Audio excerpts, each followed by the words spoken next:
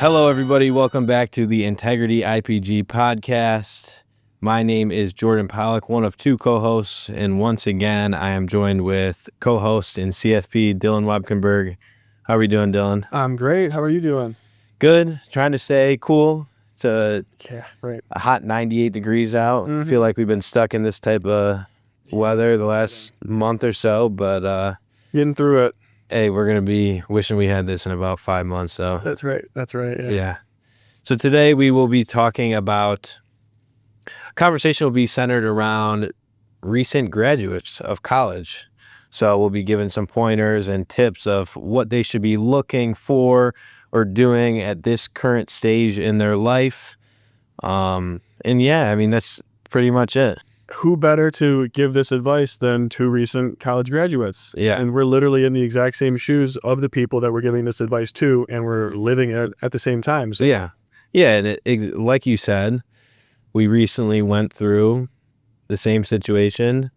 We have some experience under our belt when it comes to financial planning.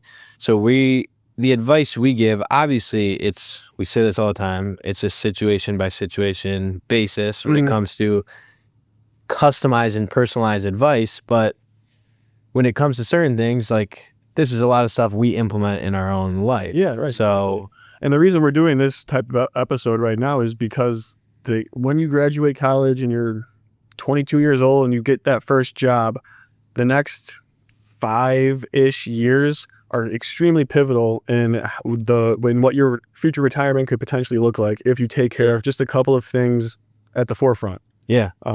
Compounding interest is largely what, allows for this type of thing to happen. But if you're able to, be young and 21 years old, earn a little bit of an income and then save some of that, the power of compounding interest from being 21 all the way out through retirement is instrumental. So the first 5 years post-graduation from college are paramount to your overall financial plan and eventual retirement. Yeah. And again, it depends on the situation, but I feel like it's a pretty good split of like some people end up moving away and they have their own place, so they're instantly paying for rent. But a lot of people end up moving back home and can really accelerate the savings that they're able to capture. Yeah. Right. If you're graduating from college, making it your first income and your expenses are like this because you're at home with your parents, then you are just, you're as good as gold almost as far as saving and investing can go at the beginning. So yeah, we understand that the first 5 years are important because compounding interest with those early dollars can do a lot in the future. So we understand the why about that. Then where, how, what are you saving into with what, all that good stuff. Yeah, that's a great question. It depends on your employer and your job. So a lot of people will have a 401k or a 403b. There's many different employer-sponsored plans depending on where you work. Yep. That is a solid place, especially if you're getting a match, right? Which an employer match, which would mean for X amount of dollars you put into the 401k, your employer will match X percent, which if somebody told you they're going to hand you $1 on the ground for every dollar, if someone told you that for every $1 you save, they'll give you another $1, I mean, who would say no to that type of deal?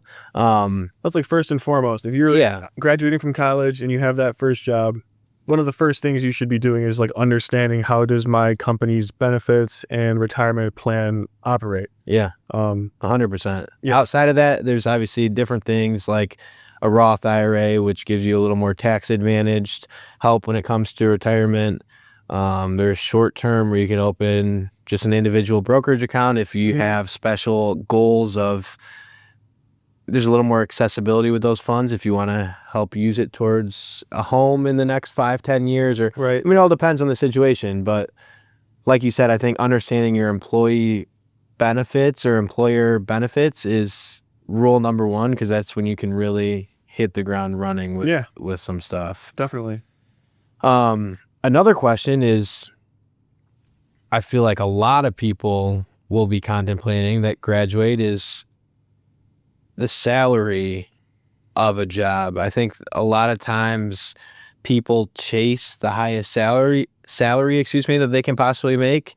But with that, there's a trade-off of possibly what exactly, like you might not love the job as much, or you might, there's always give or take, a trade-off with some of that type of stuff. And what would be your advice when it comes to, you know, people that think chasing the highest salary outside of college is the number one important thing? Well, I mean, this is just me personally giving my own advice. Me coming here at Integrity, I was very intentional about knowing the type of culture I wanted to be a part of, the type of boss I wanted to have, especially with financial planning. It's a little more specific for us because my idea was I wanted to meet someone like our boss, Nick, and then hopefully work under him and learn from him like a mentor. I wanted to have more of like a mentorship, not just be like an employee of a company. So that's just a personal thing for me. That's what I wanted to do. And I couldn't say with 100% certainty, but maybe there was a bit of a cut on the salary on the forefront of things, kind of knowing what it could turn into down the road. And I was more than okay with that because, again, I got the culture I wanted, the boss I wanted, and the location I wanted too. That's a kind of the third thing. But so I don't know. For me, it was never totally about who's going to give me the most amount of money post-college. It was who's going to help my life be what I want it to be the most like. And that was Integrity. So, And I would say another thing that's huge is, and this is jumping into, I'm kind of doing a 180 here because obviously I agree with everything you just said. I mean, we're in similar spots. So our goals and aspirations align with a lot of that type of stuff. But something that's critical is creating a budget because you go from this time at school where it's your expenses might be, you know, student loans, which is not like you're not personally feeling that in the moment. Maybe rent, but a lot of your expenses are things that maybe are credited to having fun, so to speak, going out and spending time with your friends, where that's not like a real life. You can't really compare the two. Once you graduate and step into the real world, that's not real things to spend your money on. Exactly. So the stressing having a budget, I think, is one of the most important things. Is the moment you can see where every dollar is going on a monthly basis really opens up people's eyes to, wow, this is where I've been putting my money to, or this is where I haven't. I think it's just crazy to me. Yeah, I agree. The way that I normally go about like budgeting, I'm not the best at thinking like, I know I spend this much on groceries and this much on gas and this much on fun. It'll all perfectly line up every single month and my life will be perfect. No one does budgeting like that. That's like having a second job. It's too much work to try to track every single dollar. I think almost the opposite way of going about it is what works the best for people. People like to be spontaneous and spend their money on fun things sometimes, and there's things that go outside of their normal budget. So instead of trying to stick to a rigid budget like that, just make sure that at the beginning of the month, you know you're saving X amount of dollars that you have decided is a comfortable amount to save. Once you know that you're saving this much, everything else is for your needs and your wants. You don't have to really worry about where is it going. Am I spending too much on like Netflix or things like, I shouldn't get a coffee in the morning, things like that. Is you don't worry about that because you already know I'm saving this much at the forefront. Everything else it's for me because I'm already taking care of what I should be taking care of. At least that's how I like to go about it. Everyone's different. You know, I'm sure there are some people out there that really prefer a nice, rigid, structured budget that says every dollar goes to these areas. But I feel like by and large, most people they don't like that because it feels more constraining than it does freeing. Yeah. But I mean, I don't know. It's like when you're in school again, it's just tough because you're so detached from the real world. But you think about those times and you could scrape up $20 to go get a pack of beer or something like that, where it's like, it's something similar where, you just put the things that are important first, you find a way to make it happen. Exactly. And everything else falls in line. Right. And those go hand in hand with avoiding lifestyle inflation. How you avoid that we've talked about this a million times on here, but it's important. That's why we always bring it up. Yeah. Is creating that budget, putting the money where it needs to be first, everything thereafter. You can enjoy carelessly without worrying. Right. So yeah. It just kind of changes the subject a little bit, but I just thought of this area of, okay, I'm a post-college graduate. How can I leverage my skills, into my job to maybe earning more money or whatever it might be, just benefiting the company more. And this is something that you and I both did by taking exams like, our FINRA Series 7 and 66 and whatnot. But when you graduate college and before you have a family and whatnot, you have this nice period of time where, you have this chunk of time where you have a lot more free time than you might in the future, like we do right now. Because of that, we were able to leverage all this free time and become certified, pass these exams, take time, study for it, get good at it. Something that we might not be able to do 5 years from now or 7 years from now when we have maybe wife and kids and things like that. And our free time is just a lot more limited. Yeah. Building a professional network. We go to a lot of networking events. Same thing. And this might just be our job oriented, right? But the principle is universal. Yeah, exactly. Yeah, exactly. Anyone can. The networking thing, at least specifically, we had to get certified. So that's one different specific thing for us where we were able to leverage our free time and study and get certified, and that worked out great. But for everyone, you can always leverage your free time while you have it to meet new people and network and better yourself that way too. Yeah. And it's certainly worthwhile to do so. Yeah, 100%. I mean, in networking is also universal as in like how it couldn't hurt you from knowing more professionals. Yeah, right. In any industry. Exactly. Right. No matter where you are, it couldn't hurt. So there's things you can do, like you said, to better yourself off. And you have all the time in the world, so why not utilize it the best way you can? Yep. Exactly. Again, doing a complete 180, I feel like we keep bouncing around, but yeah. I mean, that's fine. We don't need there doesn't need to be this strict structure. That's what makes it fun, I feel like. When it comes to, let's say I just graduated, I'm coming out of college and I got a job where I'm making $80,000. What would you say is a good mark for the amount of money I should be having sitting in a savings account that I'm not touching, just as like an emergency fund, let's say? Usually we like to tell people that you should have like 3 to 6 months of what your salary is in like an emergency / opportunity fund.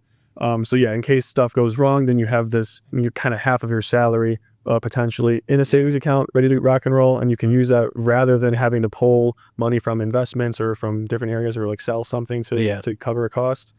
So being a recent graduate, no family, no kids, none of that, you think you could almost get away being closer to the 3-month side, and then once you have people actually relying on you, then it's like, okay, you really want to be more careful with. Definitely, yeah. In the meantime, right, when there's only you to take care of, then closer to 3 months of your salary makes certainly more sense. You could probably have that last for a longer bit of time compared to if you have wife and kids, then yeah, you need maybe half of your real salary to. But either way, no matter what situation, like you said, I'm sure 6 months wouldn't hurt. Yeah, definitely, right. And having anything in a emergency / opportunity fund is useful in a financial plan. Yeah. A big thing, obviously, you talk about college graduates, the thing you can't not bring up is student loans, because that's obviously the biggest financial hurdle that you kind of get thrown into immediately. Yep. And I feel like a lot of students, recent students, but graduates could feel like it's almost an overwhelming number to deal with. Yep. And again, it's such a broad, because it's like you don't know if you have somebody has 10,000 to 100,000 to 300,000 if they went to med school maybe. So it's tough to say, but what's the most important thing to do when it comes to, somebody having a significant amount of student debt?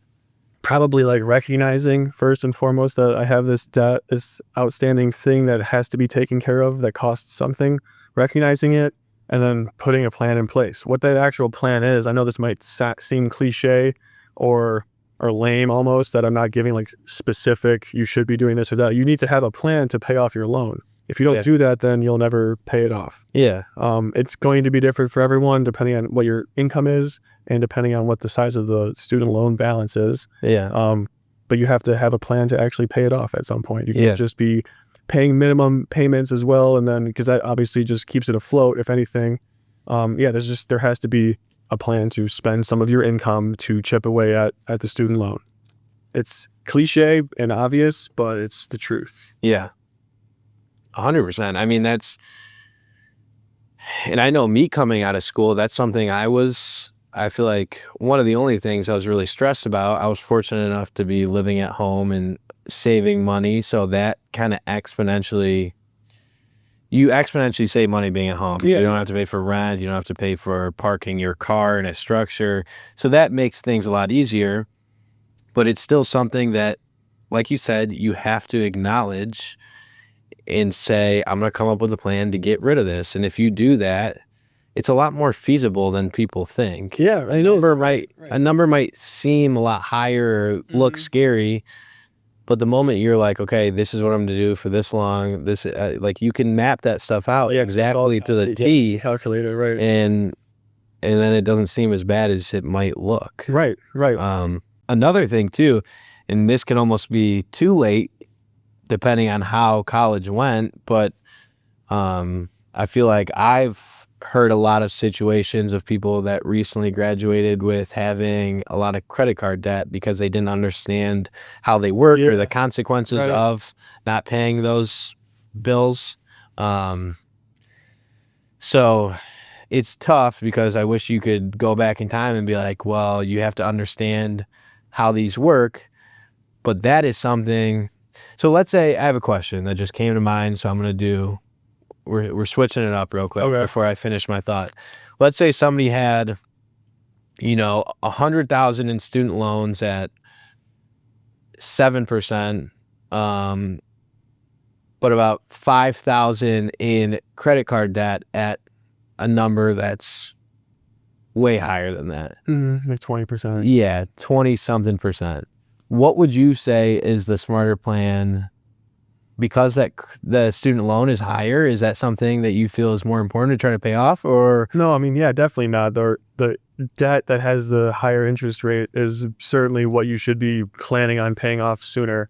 I think it's called the snowball technique or something like that, where you're paying off the largest interest first, and then you take the money that you were using to pay off that loan and you begin the next one once the first one was paid off, and then so on and so forth. Again, I feel like this is like kind of obvious information and very cliche stuff to say, but I'll say it anyways, just in case someone wasn't aware of this is how you should be going about paying off loans and student debt in particular. But yeah, you just need to have a plan and calculate it. It's a big scary number sometimes, but calculating it is easy. Yeah. And I think to what you were saying, it's like people hear, okay, 100,000, 6%, that's 6,000 interest, and their mind automatically goes, that's the one I need to worry about. But that's not exactly the case. It's if something is interest is 3 times higher, it doesn't matter how much smaller that is something that is hurting you at a bigger level. So it's right. It seems like it's easy, but it's not exactly. Not everyone understands the concept, so it's important to understand, these types of. I'm drawing a blank here. It's important to understand these things and what matters the most when it comes to, the debt repayment. Yeah, right. On the other side of things, retirement, investing, you touched on it early. Mm-hmm. It is one of the most crucial times when it comes to those two things because of that great thing called compounding interest. Right, exactly. I mean, like you can literally, if you are 21 years old, you can literally save a smaller amount of money. But if you do it earlier compared to somebody who's 20 years older, they can save more. But since they have a less amount of time to actually let those dollars, grow and invest, the person that saves less earlier ends up on top when they're at the same age in the future. And it's because of compounding interest. So if you're able, as soon as you're able to start saving and investing money right away, for not only just for compounding interest, but also just because it's like a skill. You're not just going to wake up one day and suddenly be good at saving and investing money, or saving in particular. You have to get good at it and practice it and learn what it feels like to part with $1,000 a month. That whole thing. Yeah. Yeah. Because it's just important to start at the end of the day. Once you start something, it's so easy to continue doing it or staying on that same path. And this is like, to me, I try to think of things I can relate to in life. And this is so off the wall of like, you might be like, what the heck are you talking about? But me and my buddies always wanted to do an annual golf trip. What is the only way to make sure you do that annually? You do the first one. After you do the first one, it's like, okay, We already did it. we're doing it. Might as well. We're automatically doing it. And again, that's something that's so random, but it's like a real life thing where it's like, you do it once, you're gonna. It applies to so many other areas. Yeah, you're gonna naturally do it because that's what you're used to. That's what you see the benefits that it starts to reap down the line. It's like, oh, this is why I do it, because this is what's going to come of it down the line. Yep. And just keep it simple. I mean, it doesn't need to be something that's so over complex when it comes to investing. It's you're young, you have a lot of time. Just be in the market. You don't need to try to beat the market or time the market. Just be in the market for a long amount of time. If I'm describing someone watching and you're like just graduated college and you make $60,000 a year at your first job, and let's say you even have like $50,000 of student loans, if you do the right things right now, enough time will take place for your dollars to grow. And you don't need to be some like millionaire earning so much money a year to actually become a rich person. All you have to do is do the right things at the beginning, and then you will be. Yeah. No, that's well said. Off the top of my mind, insurance is actually, before I get to there, I was going to say insurance is another thing too that's, I feel like, misconstrued when it comes to younger individuals. We have this conversation with a lot of people our age, and there's some sort of stigma or belief around life insurance. So there's just, people don't know how it works, I feel like. Yeah, you don't know what you don't know. In the dark. Yeah. Exactly. I hear life insurance and they think that's just a death benefit for my wife and kids who I don't have yet, so why do I want that? And that's just the wrong way of thinking. There's so much to learn about life insurance. So yeah, just the only thing I'll say about it right now is that that's an incorrect thought. If that's what someone there's more to it. There's more to it than that, right? Yeah. But that pretty much wraps it up. Unless you got anything else that's no, I think that's a good way to close it. Yeah. It's a lot of different areas that obviously are important to look at.